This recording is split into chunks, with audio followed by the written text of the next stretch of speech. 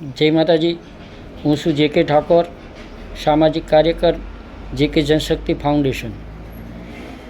અત્યારે સમગ્ર ગુજરાતની અંદર અને વધારે પડતું ગ્રામ્ય વિસ્તારમાં ખેડૂતોના પ્રશ્ન જે આપણે સૌ જોઈ રહ્યા છીએ, પેટ્રોલ ડીઝલની પરિસ્થિતિ, જ્યાં અહીં અમારા વિસ્તારની અંદર કોઈ પેટ્રોલ ડીઝલ મળતું નથી અને મળે છે અમુક જગ્યાએ, પણ એ પૂરતા પ્રમાણમાં મળે છે, એટલે તંગી છે ને સરકારે આ બાબતે નોંધ લેવી જોઈએ। ગ્રામ્ય વિસ્તારમાં ખેડૂતોના પ્રશ્નોને, ખેડૂતોના ટ્રેક્ટરમાં ડીઝલ હશે તો એ પોતે ખેતી કરી શકશે, એના માટે પૂરતું ડીઝલ જોઈએ।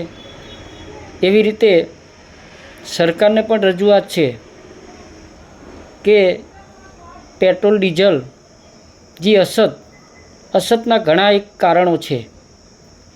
કારણ એક કે જે સરકારી કચેરીમાં, પોલીસ સ્ટેશન હોય, મામલતદાર તાલુકા કચેરી હોય કે અન્ય સરકારી કચેરીમાં, જ્યારે સામાન્ય માણસો, જે જનતા, જે લોકો ત્યાં કામગીરી માટે અરજદારો જતા હોય, ત્યારે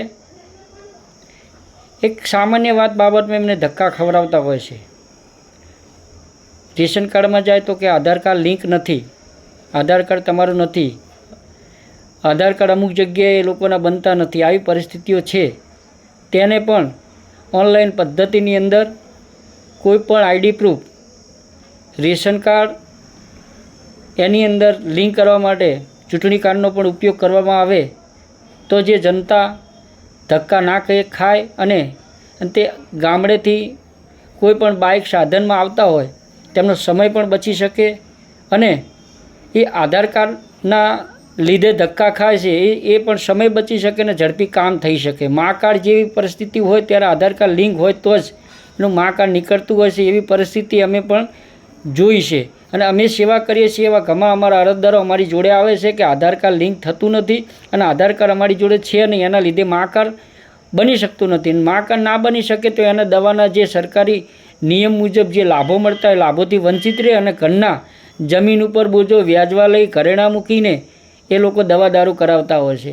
બીજો પ્રશ્ન કે સરકાર જ્યારે મોટી મોટી મહાસંમેલન, મિટિંગો, રેલીઓ કરે ત્યારે આવા ખર્ચા ના કરવા જોઈએ, કારણ કે જ્યારે રેલીઓ કાઢે, મિટિંગો કરે ત્યારે ઘણા બધા સાધનો બોલાવવામાં આવે છે અને જાહેર રસ્તા ઉપર કે રોડ ઉપર મોટા મોટા બેનરો લગાવવામાં આવે છે।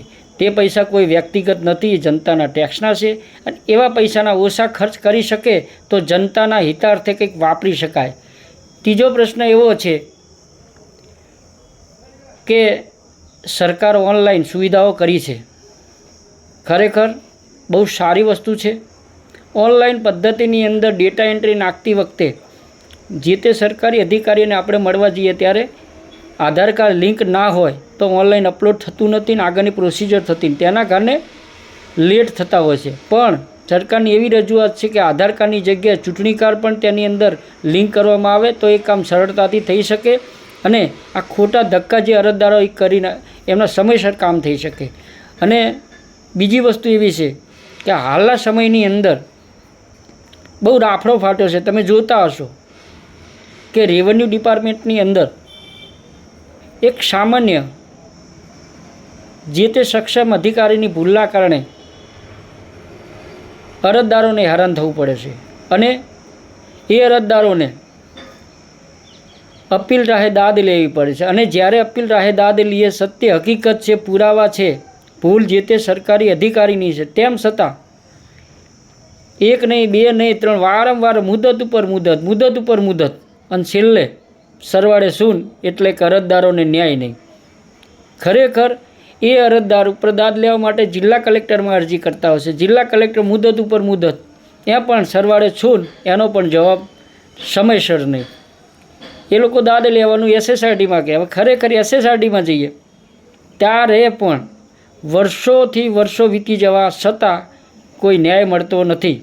તો ખરેખર કાયદાનું ઉલ્લંઘન છે। કાયદાની જોગવાઈ હોય એ મુજબ દરેક પ્રકારના રેવન્યુ ડિપાર્ટમેન્ટમાં ગણોદ્ધારા હોય કે અન્ય જે કાયદાકીય પ્રોસિજર થતી હોય તે કાયદાકીય પ્રોસિજરથી જ એના હુકમ થવા જોઈએ, પણ કાયદાનું ઉલ્લંઘન કરીને ન્યાયના સિદ્ધાંત રૂપે અરજદારોને પૂરતો ન્યાય મળતો નથી અને આવી જ મિલકતો બારોબાર ઉપરા છાપરી વેચી મારતા હોય છે અને અધિકારીઓ ડીલેનો પ્રશ્ન કરતા હોય છે. ડીલેનો બાદ હોવાથી વિવાદીની વિવાદ ના અરજી. ખરેખર એટલી જનતા આ સમયમાં હેરાન થઈ જઈ છે અને અમે સરકારને રજૂઆત કરવાનું કહીએ છીએ અને સરકારને અમે રજૂઆત જનતા વતી કરીએ છીએ કે ખરેખર ભ્રષ્ટાચાર, કરપ્શન અતિશય વધી રહ્યો છે અને રેવન્યુ ડિપાર્ટમેન્ટમાં લોકોને ગણોદ્ધારા હોય, વારસાઈ હોય, હક કમી હોય કે વેચાણ હોય,